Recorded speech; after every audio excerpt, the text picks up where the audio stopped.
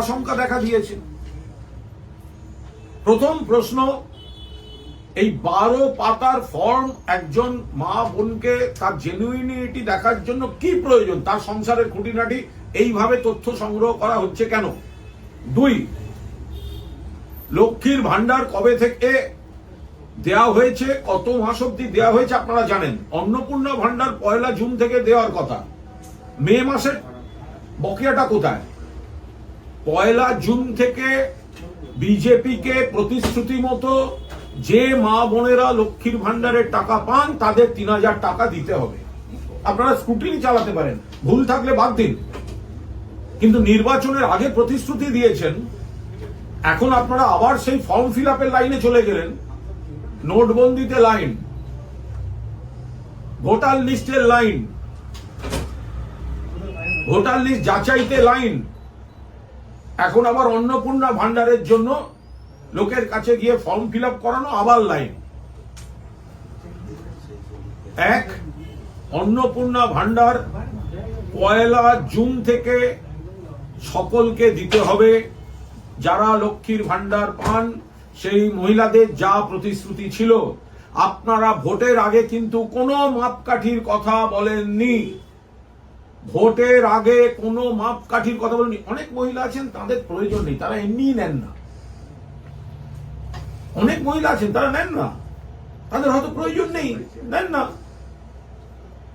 কিন্তু এই যে 12টা পাতায় এতখানি খুঁটিনাটি কেন, কিসের জন্য? এইভাবে মানুষকে হ্যারাস করার কি মানে আছে? এর পরেরটা, তাহলে কোন মাস থেকে দেবেন, কবে দেবেন? যে মাস থেকে দেবেন সেই মাস থেকে কি মে মাসের বর্ধিত বকেয়াটা পাওয়া যাবে? সেটাও তো দিতে হবে। শুধু কথার জাগলারিতে ভুলিয়ে এত কোটি মানুষ পান, সেখানে কার ভুলে কার অন্যায়ে কোন পুরুষ পেয়েছেন বাদ দিন না মশাই, কে বারণ করেছে? এত বড় একটা সিস্টেম, কে কোথায় এসব করে রেখেছে অপকর্ম বা ভুল, যাই হোক। কিন্তু বিরাট সংখ্যক মানুষকে যে বাদ দেয়া, এই বাদ দেয়াটা কিন্তু আপনাদের প্রতিশ্রুতিতে ছিল না। আপনারা আগে বলেননি কেন মাপকাঠি, আগে বলেননি কেন সকলকে দেওয়া হবে না, কেন বলেননি আগে যে সকলকে দেওয়া হবে না? ভোটের পর আমরা মাপকাঠি তৈরি করবো। তাহলে কি দাঁড়ালো? 1, ভোটের প্রচারের সময় যে ফর্মটা বিলি করা হয়েছিল সেটি দিয়ে মানুষকে ভুল বোঝানো হয়েছে, বিভ্রান্ত করা হয়েছে, খারাপ কথায় বললে প্রতারণা করা হয়েছে। কারণ ওই ফর্মটা কিন্তু অন্নপূর্ণা ভান্ডারের ফর্ম নয়। তখন বলা হয়েছিল এইটা ফিল আপ করলেই পাওয়া যাবে, এখন দেখা যাচ্ছে নতুন ফর্ম। নাম্বার 2, নতুন ফর্মে যে এত রকম তার 12 পাতার যে কুচির কাজ, কুটির শিল্প রয়েছে ওর মধ্যে, এটা ফিল আপ করা একদিকে যেমন সময় সাপেক্ষ, জটিল, অন্যদিকে গোটা পরিবারের এত তথ্য কি হবে? মমতা বন্দ্যোপাধ্যায়ের মূল যে স্পিরিটটা ছিল, যে বাংলার মা বোনেদের নিজস্ব হাত খরচা, নিজস্ব খরচাটা দেয়া, আজকে এই 12 পাতার অন্নপূর্ণা ভান্ডারের চক্করে লক্ষ্মীর ভান্ডারের মূল স্পিরিটটা, উদ্দেশ্যটা, সেটা বিঘ্নিত হয়ে যাচ্ছে না তো? আমাদের পরিষ্কার বক্তব্য, 1 জুন থেকে মা বোনেদের 3000 টাকা আপনারা যা প্রতিশ্রুতি দিয়েছেন দিতে হবে, কোনো বাদ চলবে না। নিশ্চয়ই স্ক্রুটিনিতে যদি দেখা যায় কোনো পুরুষের অ্যাকাউন্টে গিয়ে টাকা ঢুকেছে, ভুল হতে পারে, ঠিক হতে পারে, টেকনিক্যাল ফল্ট হতে পারে, বাদ দিন, কেউ বারণ করছে না। কিন্তু একটা দুটো জিনিসকে তুলে ধরে সামগ্রিকতাটায় দেরি করিয়ে দিয়ে ভোটের নির্বাচন থেকে সরে যাওয়া বা নির্বাচনী প্রচার থেকে সরে যাওয়া, এটা কোনো অবস্থাতে কাম্য নয়। ফলে তৃণমূল কংগ্রেস স্পষ্টভাবে দাবি করছে, বাংলার মা বোনেদের অধিকারের জন্য, স্বাধীনতার জন্য, নিজের মনের মতো নিজের খরচাটুকু করার জন্য মমতা বন্দ্যোপাধ্যায় সাধ্যমতো বাড়াতে বাড়াতে যে লক্ষ্মীর ভান্ডারটি দিতেন, আপনারা সেটি সম্পর্কে কুৎসা করতে করতে মানুষকে অন্য প্রলোভন দেখিয়ে বিভ্রান্ত করে অন্নপূর্ণা ভান্ডারকে আপনারা সামনে এনেছেন। 1 জুন থেকে বাংলার মা বোনেদের সকলকে বাংলার মা বোনেরা যারা লক্ষ্মীর ভান্ডার পান, স্ক্রুটিনিতে যা ভুল থাকবে বাদ, বাট ক্রাইটেরিয়া করে বাদ দেয়া এই প্রতিশ্রুতি কিন্তু আপনারা ভোটের আগে দেওয়ার সাহস করেনি। দাঁড়িয়ে বলতেন যে আমরা লক্ষ্মীর ভান্ডার বন্ধ করে দেবো, অন্নপূর্ণার ভান্ডার আনবো, নতুন মাপকাঠি করে আনবো। আপনারা তো বলেননি। তখন বলেছেন যারা লক্ষ্মীর ভান্ডার পান তারা ৩,০০০ টাকা করে পাবেন। এই হচ্ছে ফল। মানুষকে ভুল বুঝিয়ে, মা বোনেদের বিভ্রান্ত করে কিছু মানুষকে ভুল বুঝিয়েছে ভারতীয় জনতা পার্টি। আমরা এই ভুল বোঝানোর তীব্র নিন্দা করি। মমতা বন্দ্যোপাধ্যায় মা বোনেদের স্বার্থে নিজে থেকে লক্ষ্মীর ভান্ডারের মতো যে ঐতিহাসিক কর্মসূচি শুরু করেছেন, সেটাই ভিত্তি গোটা দেশে। তার উপর দাঁড়িয়ে ৩,০০০ টাকা দেওয়ার যে প্রতিশ্রুতি দিয়েছিলেন বিজেপির নেতারা, আজকে সরকারে এসে সেখান থেকে তারা সরে যাচ্ছেন। অর্থাৎ একটা বড় অংশকে যদি বাদ দিয়ে দেন তাহলে তো ৩,০০০ টাকা দিতে সমস্যা নেই। আর মমতা বন্দ্যোপাধ্যায় ধরা যাক ওনারা বলতে চাইছেন কি, এখন অবধি আমরা যা জেনেছি যে সরকার পোষিত টাকাও যিনি পান কোন সংস্থার, তিনি এই টাকাটা পেতে পারেন না। তো তাহলে এরকম অনেক অর্গানাইজেশন আছে। আমাদের প্রশ্ন, তাহলে কি আশা কর্মী দিদিরা পাবেন? তো কারণ তারা তো সরকারেরই পান। আবার এখন এরা বলছেন সরকার পোষিত বা সরকারি কোনো ব্যাপার পায় তাহলে তারা লক্ষ্মীর ভান্ডার পাবেন না। তাহলে আশা কর্মী যে দিদিরা আছেন তাদের বেতন এমনিতেই কম, আগে আরো কম ছিল। মমতা বন্দ্যোপাধ্যায় সাধ্যমতো যেটুকু করতে করতে গেছেন, তার সঙ্গে হয়তো লক্ষ্মীর ভান্ডারটা একটা সাপোর্টিং একটা অ্যামাউন্ট হিসেবে যোগ থাকতো। তাহলে এরকম আরো অনেকগুলি সামাজিক স্লট আছে যারা হয়তো সরকারের ডালপালাতে আছেন তারা, কিন্তু তাদের আরো একটু আর্থিক সাপোর্ট দরকার। এখন যদি একটা নিষেধাজ্ঞা হয় যে সরকারের ডালে পালায় যারা আছে তারা পাবেন না, তাহলে তারা বিরাট সংখ্যক মহিলা যাদের প্রয়োজন তারা তো বাদ যাবেন। তো তাই আমাদের কথা, ১ জুন থেকে ৩,০০০ টাকা যারা লক্ষ্মীর ভান্ডার পেতেন, স্ক্রুটিনিতে যদি কোনো ভুল বেরোয় সেই ভুলটা আলাদা, কিন্তু কোনো ক্রাইটেরিয়া করে বাদ দেওয়া যাবে না। ইলেকশনের আগে যা প্রতিশ্রুতি ছিল বিজেপি সরকারকে সেই প্রতিশ্রুতি পালন করতে হবে। এটা গেল প্রথম বিষয়। দ্বিতীয় বিষয়, এসএসসি উত্তরপ্রদেশ চরম বিশৃঙ্খলার অভিযোগ এসছে। সেখানে এক একটা সেন্টারে ক্যাওস হয়েছে বলে অভিযোগ এসছে এবং পরীক্ষার্থী বেশি হয়ে গেছে, বসার জায়গা ঠিক মতো করে দেওয়া যায়নি এবং একটা নিটের পর, এই যে নিটের প্রশ্ন ফাঁসের পর এবার আবার ডবল ইঞ্জিন সরকার, সেখানে অতিরিক্ত ভিড়, সিটের আসন বিভ্রাট, সরকারি তরফে সঠিক যোগাযোগের অভাবে একটা বিশৃঙ্খল পরিস্থিতি এবং এসএসসি পরীক্ষা আবার রিশিডিউল্ড করতে হয়েছে। আমাদের সর্বভারতীয় সাধারণ সম্পাদক অভিষেক বন্দ্যোপাধ্যায় ইতিমধ্যেই বিষয়টি নিয়ে সরব হয়েছেন। আমাদের পরিষ্কার বক্তব্য, এটা কি হচ্ছে? নিটের পর ডবল ইঞ্জিন সরকারের এসএসসি, তাহলে যুব সমাজকে পোকামাকড়ের থেকেও খারাপভাবে তারা ট্রিট করছেন। এ ব্যাপারে নরেন্দ্র মোদী এবং অমিত শাহ তারা নীরব কেন? কারণ তাদের রাজ্যেই তো এই বিশৃঙ্খলা হয়ে রিশিডিউল্ড হয়েছে। যে সরকার একটা পরীক্ষা সুষ্ঠুভাবে নিতে পারে না, তারা মানুষকে নানা ধরনের বিভ্রান্তিকর কথা বলে বিভ্রান্ত করছিল। ফলে আমরা এটা চোখে আঙুল দিয়ে দেখিয়ে দিতে চাইছি যে পদ্ধতিতে এরা করতে গিয়ে সম্পূর্ণভাবে এসএসসিটা বিঘ্নিত হয়েছে এবং বহু ছাত্রছাত্রী যারা পরীক্ষা দিতে গেছিলেন তারা বিপাকে পড়েছেন। তো এইটা হচ্ছে, এবং তাতে মুখে কুলু পেটে বসে আছেন নরেন্দ্র মোদী এবং অমিত শাহ। এই হচ্ছে বিজেপির অবস্থা। তাদের নাকি এগুলো মডেল, তাদের ডবল ইঞ্জিন সরকার, লোকের সমালোচনা করে বেড়ায়, আমাদের রাজ্যে এসে বক্তৃতা দিয়ে যায়, কিন্তু নিজের রাজ্যে একটা পরীক্ষা ঠিকভাবে করতে পারে না। একটা কথা হচ্ছে যে আপনি যে প্রসঙ্গটি বললেন, প্রতারণার অভিযোগ, সেটাও বললেন।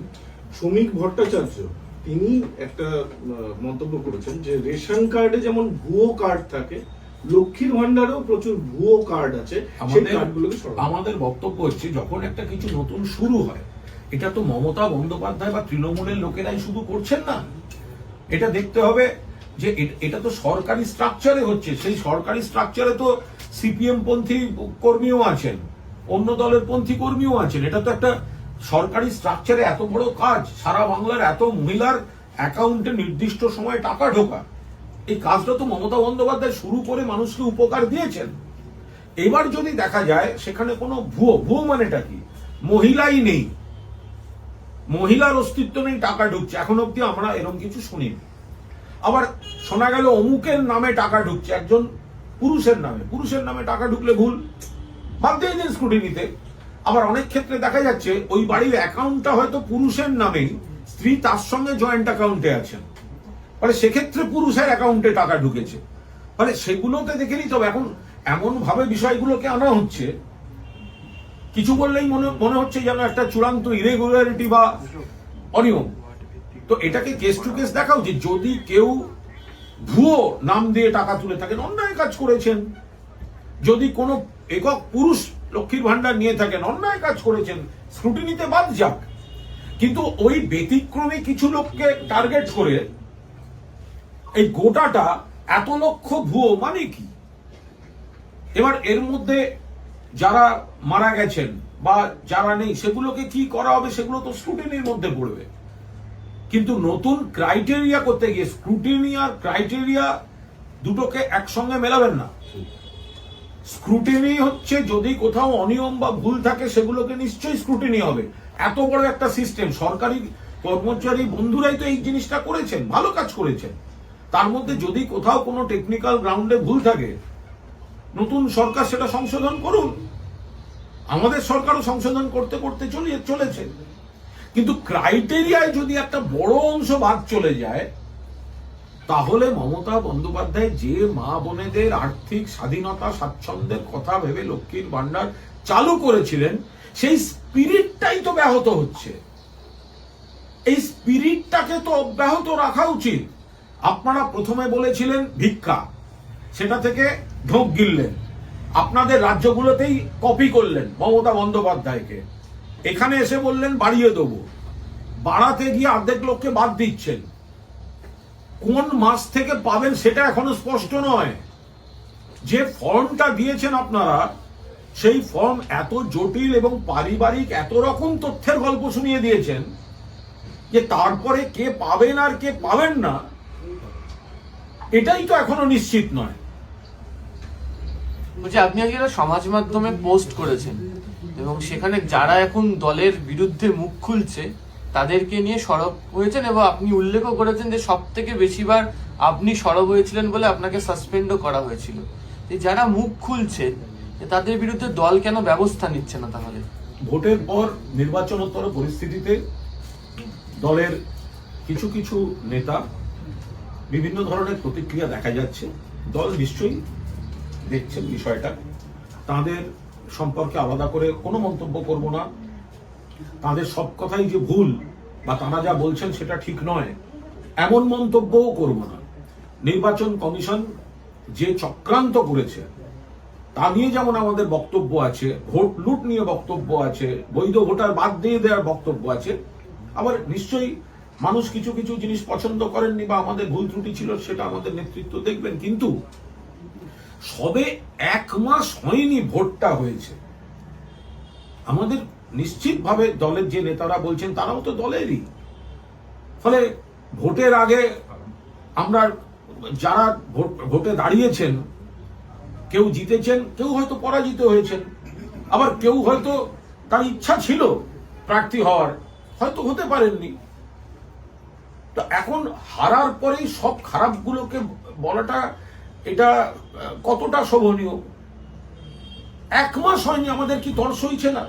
যদি কোথাও কোনো ভুল থাকে আমরা দলের মধ্যে নিজেরা সবাই আলোচনা করব, নেতৃত্বকে বলবো, তাতেও যদি না হয় যার যার পথ খোলা আছে।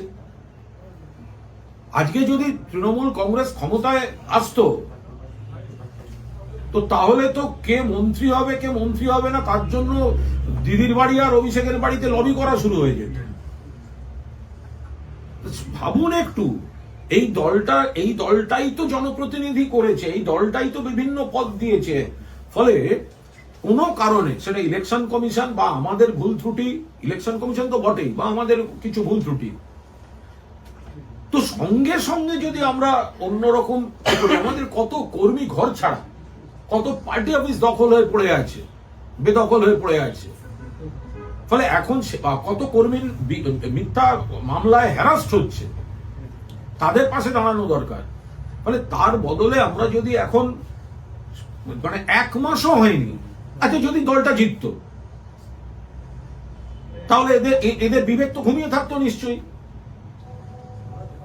আজকে উল্টেছে বলে খারাপ, নিশ্চয়ই খারাপটাকে খারাপ বলুন। আমি তো বলছি গত 4 বছরে আমি 3 বার সাসপেন্ড হয়েছি। আরে আমার রেকর্ড কেউ ভাঙতেই পারে না আজকাল।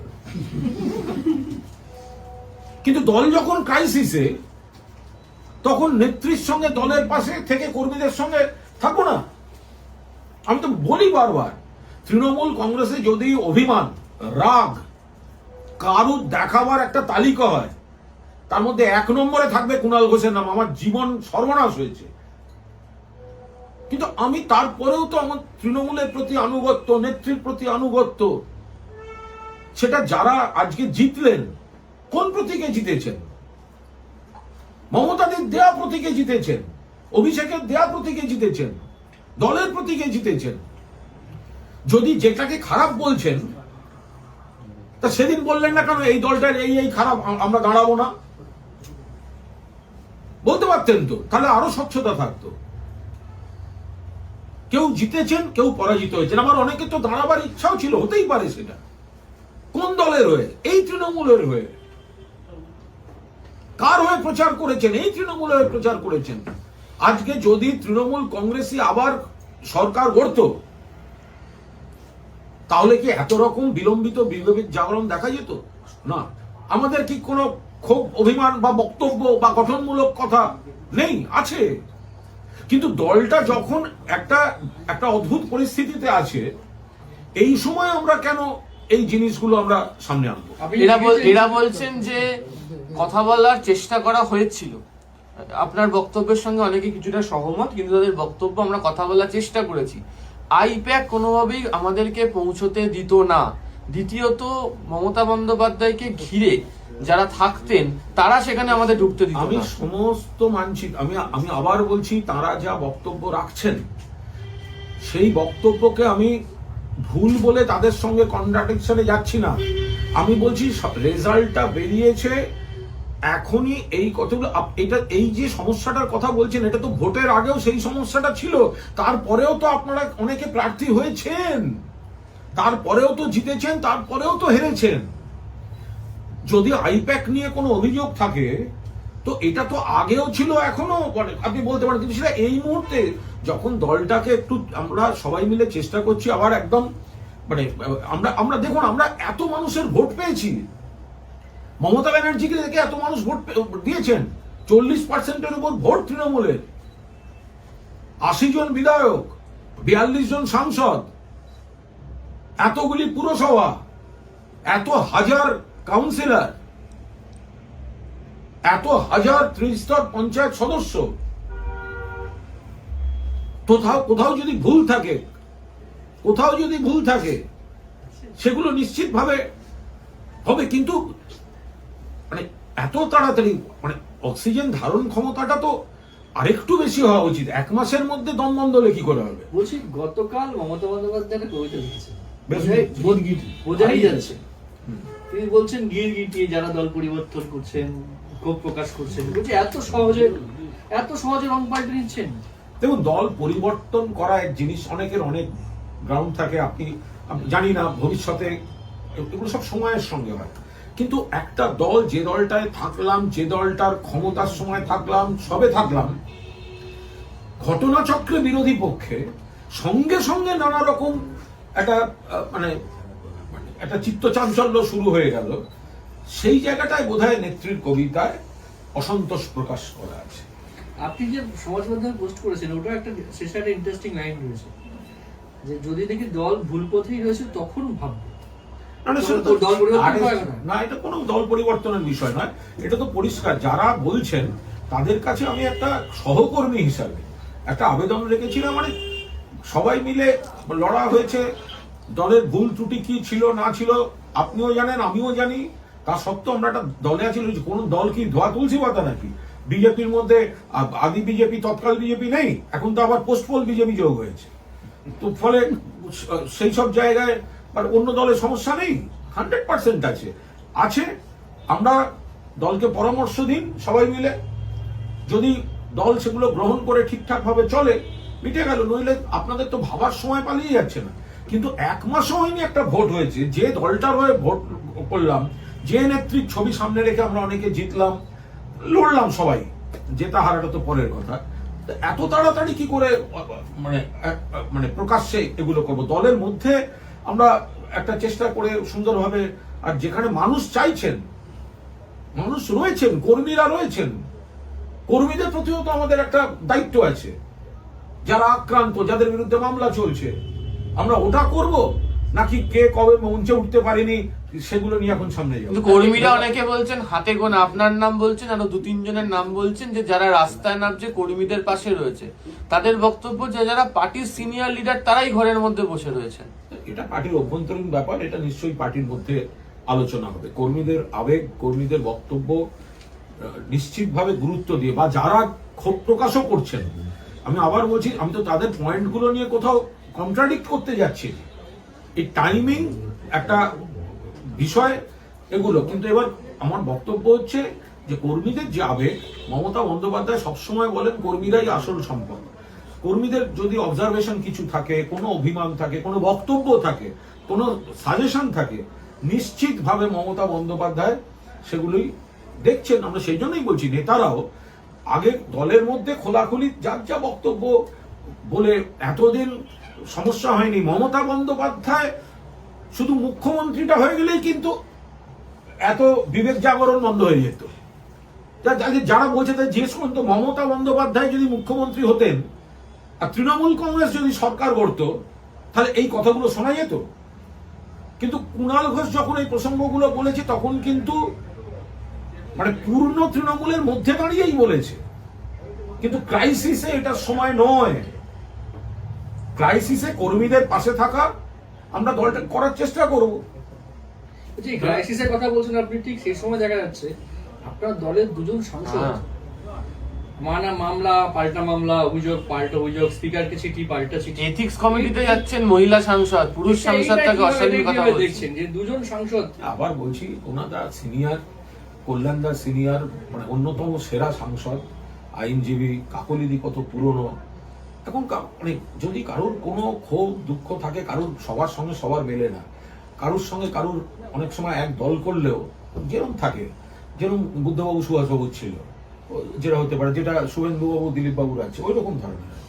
তো এখন সেরকম অনেকের মধ্যে অনেকে থাকতে পারে, সব দলেই থাকে, এগুলো খুব স্বাভাবিক ব্যাপার। কিন্তু এটাকে এই সময় এইভাবে সামনে নিয়ে আসাটা ঠিক না। আমাদের কাকলিদি কত সিনিয়র, তিনিও দলের থেকে কত সম্মান পেয়েছেন। তিনি নিশ্চয়ই পুরনো দিনের অনেক মানে দিন ধরে মমতাদির সঙ্গে আছেন। তেমনি মমতাদিও উজাড় করে সম্মান দিয়েছেন, বিভিন্ন পদ বিভিন্ন ভাবে কাকলিদিকে সম্মান দিয়েছেন। ফলে এখন যখন দলটা একটু সংখ্যাতত্ত্বে বিরোধী পক্ষে, এই সময় কি ঠিক, এই সময় কি এটা ঠিক যে এখন পুরনো কোনো কথা নিয়ে এসে এখন ইয়ে করা? এটা এটা এটা এটা এটা এটা মানে কর্মীদের আবেগকেও আঘাত করছে। যদি কোনো রাগ থাকে, সবাই জানে কার সঙ্গে কার ঝগড়া আছে, লোকচাপার কোনো ব্যাপার নেই। বাড়িতেও থাকে, বাবা কাকার ঝগড়াও থাকে, দাদা দিদির ঝগড়াও থাকে, ওগুলো নিয়ে কোনো বিষয় না। কিন্তু এই সময় সবার এই যে একসঙ্গে কতগুলো লোকের শ্বাসকষ্ট হচ্ছে দেখতে পাচ্ছেন, ভয়ঙ্কর ব্যাপার। একসঙ্গে একদম শ্বাসকষ্ট হচ্ছে, মানে এবারে এই পাশে হচ্ছে জিতেছে শ্বাসকষ্ট, হেরেছে শ্বাসকষ্ট, নমিনেশন পায়নি শ্বাসকষ্ট, সাংসদ শ্বাসকষ্ট। আরে ভাই, একজন মহিলা মমতা ব্যানার্জি, তার মুখটার উপর দাঁড়িয়ে গোটা একটা আন্দোলনের স্রোত, একটা সরকার চললো, আমরা সবাই নানা রকম পদে থাকলাম, আজকে তার পাশে যখন তিনি অন্তত আশা করতে পারেন আমার সহকর্মীরা আমার সঙ্গে থাকবে, সেই সময়টা এগুলো করাটা কি খুব মানে গ্রহণযোগ্য কাজ হচ্ছে? আজকে যারা মজা করে বলছেন মমতা বন্দ্যোপাধ্যায় হেরে গেছেন, একজন মহিলা টালির চালের ঘর থেকে নিম্নবিত্ত পরিবারের মহিলা একা, যিনি তার কোনো অসম্ভব রাজনৈতিক বা আর্থিক প্রভাবশালী পরিবার থেকে আসেননি, এরম নয় যে তার বাবা কাকা জ্যাঠা একদম কংগ্রেস রাজনীতির সব তারকা ছিলেন বা বিরাট ব্যবসায়ী পরিবার, না। এরম নয় যে তার স্বামীর সূত্রে তিনি প্রচুর ইয়ে পেয়েছেন, না, তিনি বিয়েই করেননি। একা একজন মহিলা আগাগোড়া আন্দোলন করে একটা দল তৈরি করে তাকে 15 বছর ক্ষমতায় রেখেছেন, কেন্দ্রের মন্ত্রী পর্যন্ত হয়েছেন। তাকে আপনারা কি হেটা করছেন, কি হারাচ্ছেন? ওনার আর কি হারানোর আছে, আর কি প্রমাণ করার আছে? নির্বাচনে এদিক ওদিক হয়, ইলেকশন কমিশন করেছে, এবং আমাদেরও ভুল ত্রুটি ছিল, 100% ভুল ত্রুটি ছিল।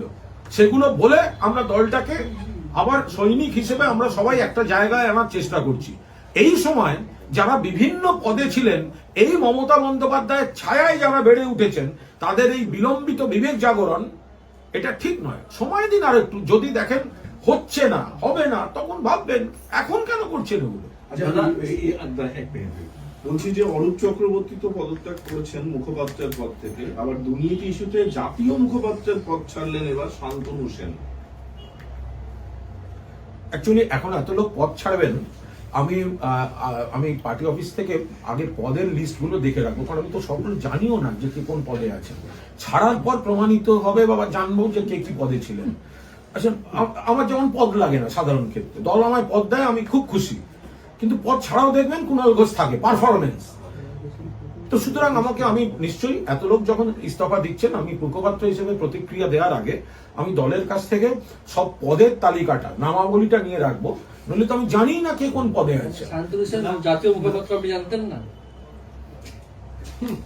দেখুন, জাতীয় মুখপাত্র মানে শান্তনু আমার বন্ধু লোক, ডক্টর শান্তনু সেন, এবং শান্তনুর সঙ্গে দলের দূরত্বের সময় আমার খুব খারাপও লাগতো, এবং আমার সঙ্গে তার টুকটাক যোগাযোগও থাকতো।